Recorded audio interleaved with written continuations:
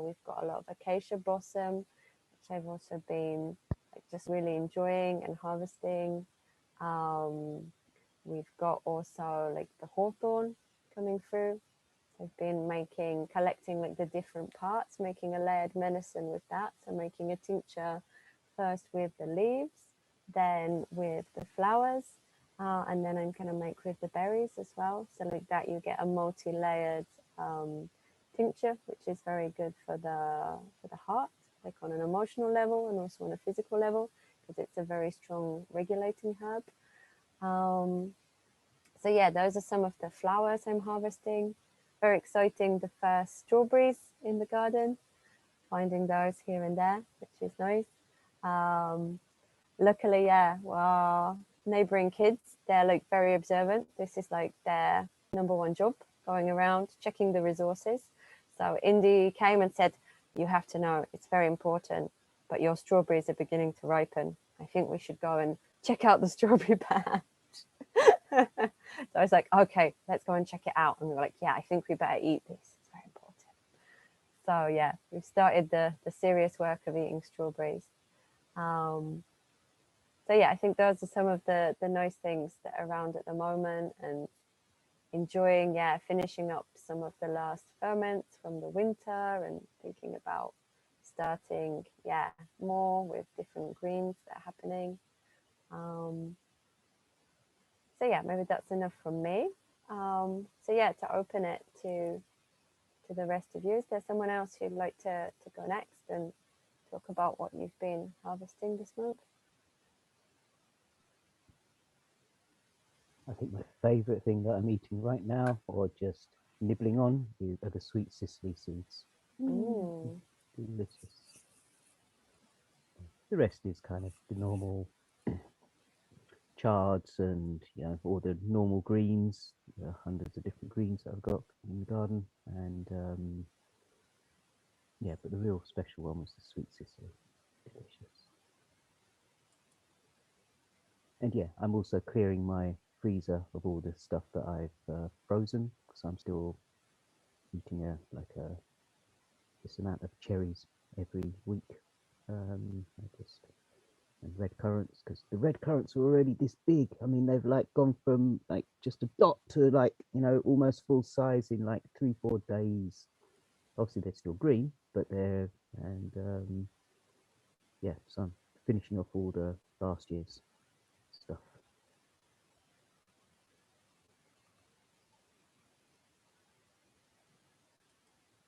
Teresa?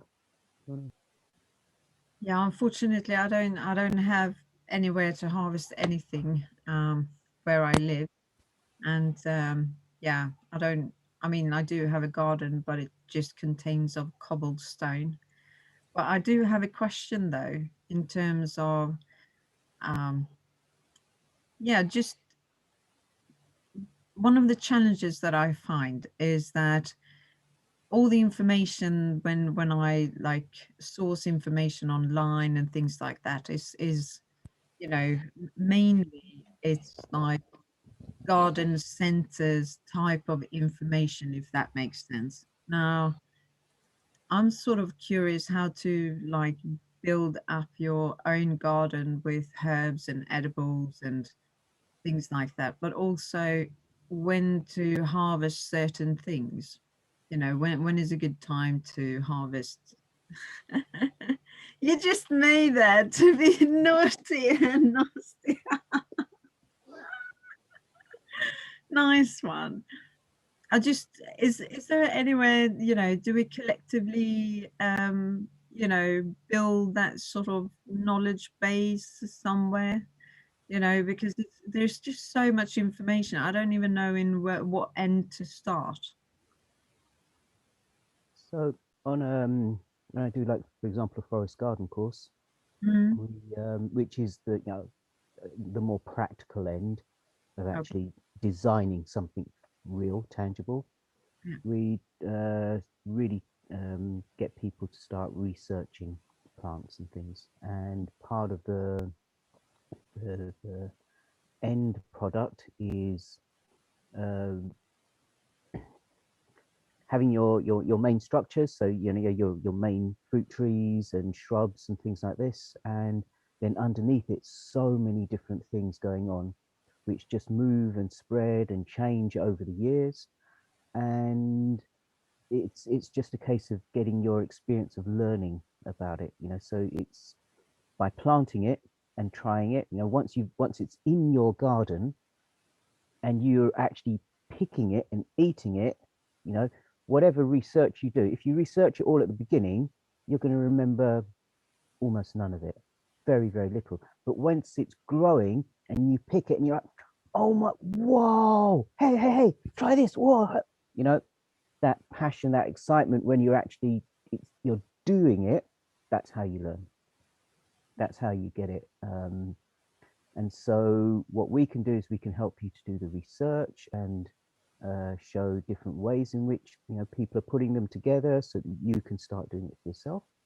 And in Yeah, that that would way be you're really helpful, because I've sort of, yeah, I'm into my spreadsheets, and I've started a spreadsheet a few years ago, collecting things here and there and things that I've grown in the past, and sort of keeping track on the various different types of similar crops, like tomatoes, for instance. So if you want to prolong the season of tomatoes, like early cropping tomatoes and later on in the year, and different type of tomatoes for different purposes, if you want to make sauces rather, or, you know, drying tomatoes. But it's like, I just find it really challenging to put something together, you know, that is sustainable, you know, over a longer period of time. Now, I haven't had a garden as such. Like the last 3 years before I moved back, I had a terrace on a roof. So I had like a flat on the roof, which was great. My neighbors were the seagulls, and I loved it. We had like a really deep connection, but it was all grown in pots, so that which has there is its a challenges. challenge with watering and things like that, and the maintenance is very, very different from having a garden. And then the next time I move is most likely going to be a flat again with a balcony. I can't afford a house, so I'm sort of curious to, like, micro growing, if that's a good word of describing it, but longer term, if Community there is like gardens, Hmm? community gardens. So you get to learn, you know, how to grow things in real soil in bigger groups. And then, you know, the beauty is that most people who go to those places, whatever knowledge they have, they love to share it. Yeah, And so it's you just learn in Sweden, collectively. it's just I can't find any where I live, and Make one. huh. Yeah, Make one. exactly. Yeah, no, that's true. Actually, that's a very good point. Yeah. I was going to say as well, what about local foraging groups? But you know, they might be hard to Oh, access as well. there is loads of that in Sweden. Yeah, Don't worry. yeah, Everything in nature is for free here. You can go on anyone's land. So yeah, when the season, I'd probably say it really starts in July, and then it just goes all the way through to even during the winter when it's snowing. You can find mushrooms, and you know, it's like a family gathering. I mean, I've been out with my brothers, my mother, friends, again and again, like every weekend and every opportunity, for at least regularly 3 months in the year in Sweden last year. And you come home with buckets of stuff, you know, every okay. single day. It's great, and you, it's just so much of it. It's really, it's amazing. But yeah, so that one I'm not too worried about here. There is plenty. You should come over here and pick some more, you know. That what I say to anyone outside of Sweden. Honestly, it's just so much of it is just incredible.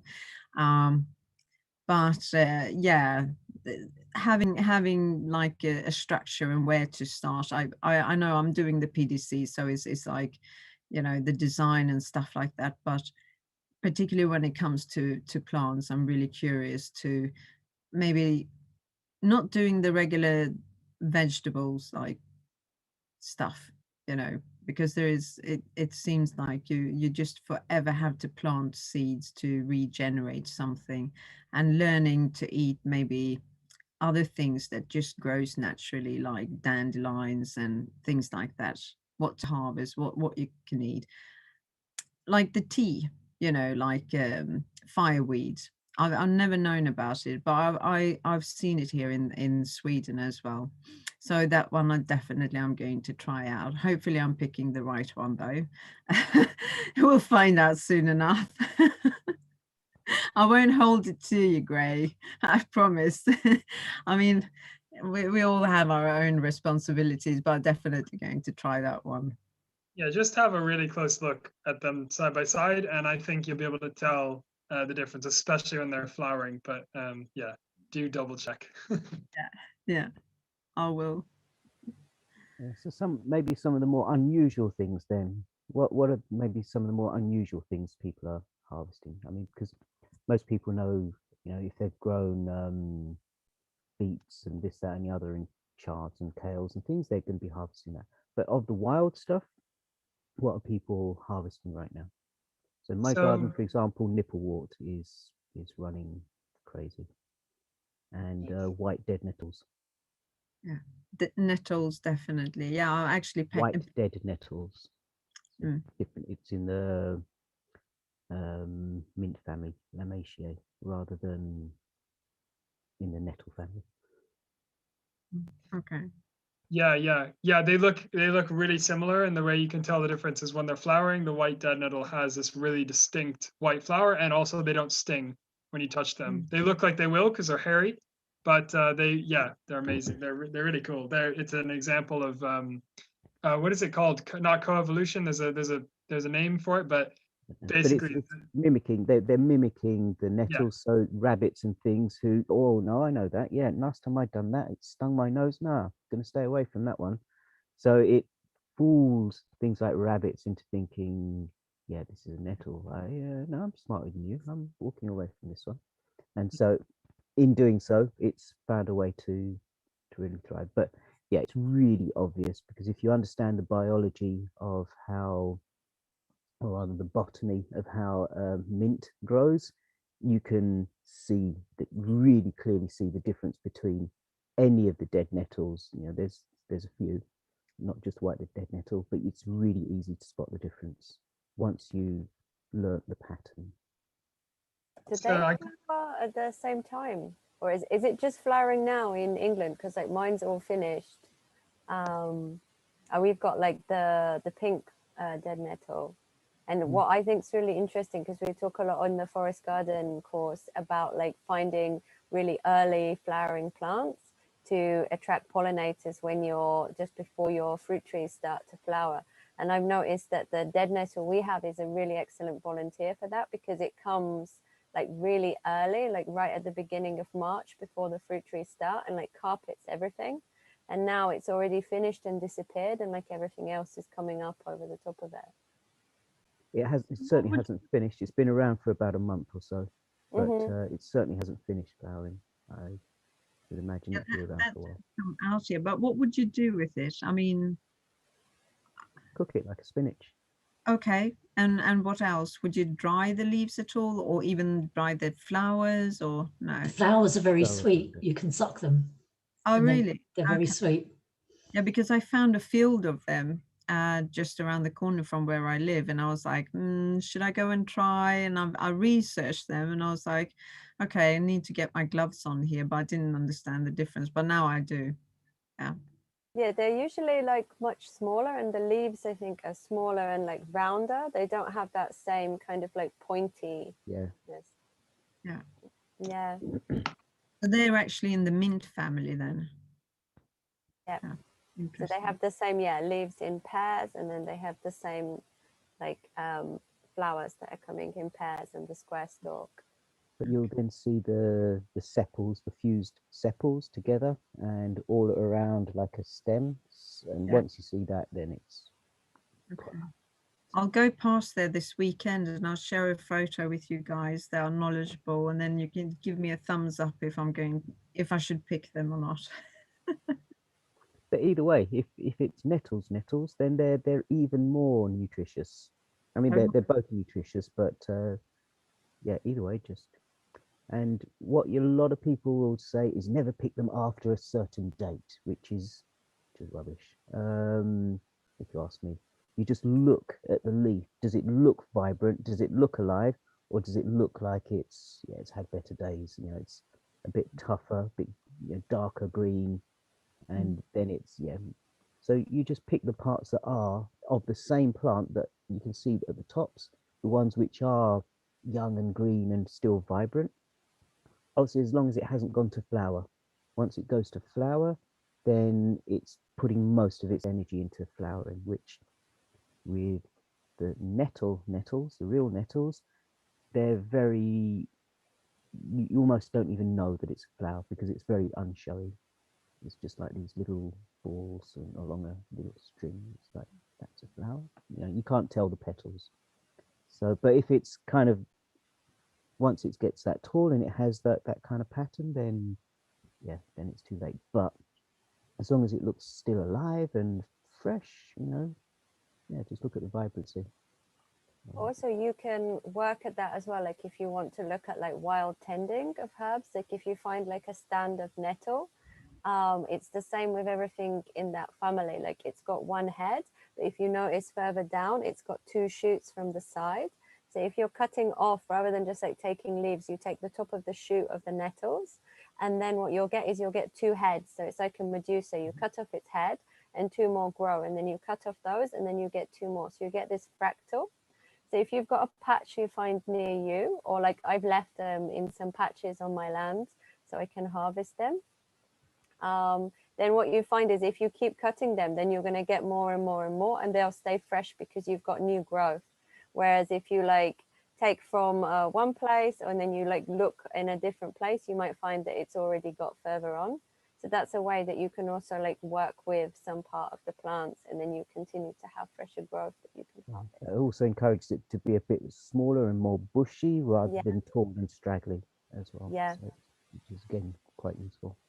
Yeah, and it's good with a lot of things, because I see a lot of people, like for example with like mints and basils and other things that are more like common garden herbs, like just taking like side leaves from it and then wondering why they've got these tall scraggly plants. Whereas, and it's the same with the melissa as well, actually, with the lemon balm.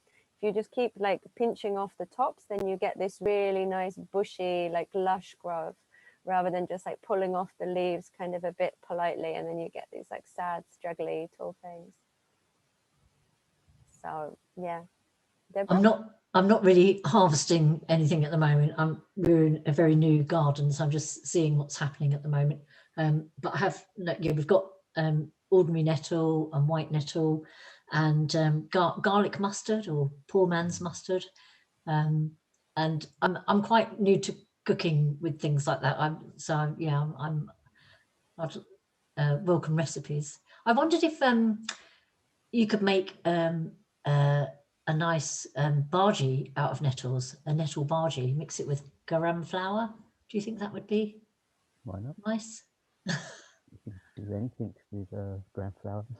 Yeah. Why not nettles? Wash your hair with it, cook with it, yeah. All of my garlic mustard has gone to flour and gone to seed. So it's too late now. Yeah, it's way down the line. Again, Really? That's weird. Mine's just starting to come up, which is funny. But it's great, it's great for, I mean, you can eat the flowers, you can eat the seed pods, and it's great for attracting, as you know, with my gardens, all the biennials and things, when most people will just chop all of their cabbages and, the brassicas down because, you're not going to get good leaves from it. I'll let them all go to flower. And, so since end of February, my garden's been full of insect. It's been, yellow and white flowers everywhere for 3 months already. And I'm still eating those flowers. That's my main meal actually, is just eating those flower flower heads and seed pods and stuff. Fantastic. It's great. Love it. Yeah, they're lovely. I've got loads of those everywhere as well. And they're like a really nice snack because I've got them like all in the polytunnel because it's really cold here. So I have like a lot of greens. And then at some point it's like, I just realized because I left, you know, all the like wild things that came up. And I was looking at my polytunnel and I was like, basically, I've just created like a microclimate for like the weeds to be a bit happier in like cold temperatures. So like it's full of like really, yeah, nice like wild mustards and things with like huge amount of flowers.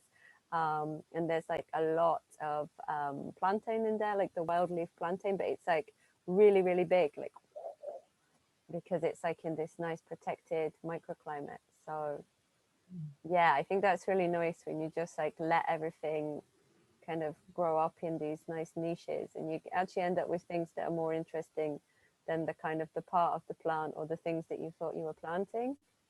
Because I The also had heads of the heads of plantain. My husband's cousin, she does lots of foraging, and she showed me, and said they're nice in an omelette, and I was amazed. They taste a bit mushroomy. yeah, you can take Yeah. like when they've got they're flowering, you can take like the stem and you can put it in your mouth and just like pull off Yeah. the seeds like when they're green and then when they're formed as well, and it's a really nice snack. I find Lancelota, Plantago Lancelota, is much tastier. It has a much nuttier taste than the broadleafed. And the mayo, yeah. Yeah. What's that called? Could you put it in the chat, Rakesh, so I can Plantago look up? Lancelota. It's the long-leafed lance, like Lancelota. yeah, so like a lance. And So it's I like don't the know, thin-leafed rather than the broad-leafed one. they're also in the same family as like psyllium husks and things like that. So they're really good, have a lot of fiber. And if you put them in water, like chia seeds or something, they'll put out this mucilaginous or whatever that word is. Yeah. Mucilage. So it's again, it's so you can use it in a similar way to chia. Yeah, again, really good for your gut, really good for cleansing and for fiber and stuff. Yeah, it's one of these most amazing herbs. Every time I have an earache, that's the first thing I go to. Just take that, scrunch it up, stick it in your ear. Half an hour later, you don't even know that you had a earache, and otherwise, it could last for 4 or 5 days. Mm. If I find some plantain, get it in there, gone. Yeah, it's also really good with any like cuts and bruises and other injuries because it's so astringent. Abscesses in your teeth, Yeah. screw it in there, get it in there, sucks it all out, spit it out, done. Fantastic, really amazing herb. Yeah, in Bulgarian it's called živovlik, and život or like živ is like alive and život is life, so it's like živovlik. It's like the kind of the herb of life because it's like really revered as being something that you can use so much.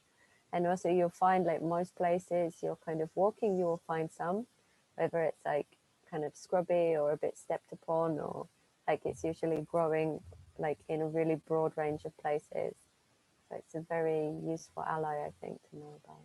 In the Americas, the Native American Indians used to call it white man's foot because when the white man came, they would walk in straight lines or in in their whatever carriages, but taking the same path again and again and again, and just compact the soil, compact it rather than just navigating their own way. And so, and yeah, this is one of the few plants that really thrives well in compacted soil. Yeah. So that was one of the things they noticed. Wherever the white man goes, you see this growing because it's compacted. So white man's foot. Yeah. And I was reading about it recently. I have a really nice book called The Wild Wisdom of Weeds, where this woman, she's picked, I can't remember her name right now, but she's picked 13 weeds or like wild herbs that grow in a really wide range of places. And talking about them kind of medicinally in terms of nutrients, the way you can harvest them and prepare them. And yeah, talking about plantain, she was saying it's a really amazing, like potent kind of multivitamin. It's really got a lot of calcium, so it's very good for strengthening and regenerating the bones, for regenerating the organs. It's got a lot of protein, potassium. So it's something you can also dry. Like I generally make a winter powder when I have a proliferation of something, rather than like thinking, oh, I'm weeding out these kind of wild herbs because they're overtaking things. I like harvest them out of them, and then I dry them and make a mixed powder. So I have like chickweed and fat hen and plantain, and you can put a lot of things, and then make a dry crumble, and then you can sprinkle that on things in the winter, and then you have all that like abundant spring energy when you need it in the dark time of winter. Yeah, we have a Bermuda Triangle in the timetable. Gray and I were discussing it. It looks like Gray's also fallen prey to the Bermuda Triangle. It's disappeared. But we decided that, yeah, we were enjoying this discussion. So we can continue until 1:15, and then we'll have to check out. Okay, or we could just do the question and answer, which was the other. Yeah, I noticed we were kind of already doing it anyway, but yeah, we can also have any other topics, a question and answer for sure. So should we stop the streaming, and then it's, yeah, I'll stop the streaming, then we can ask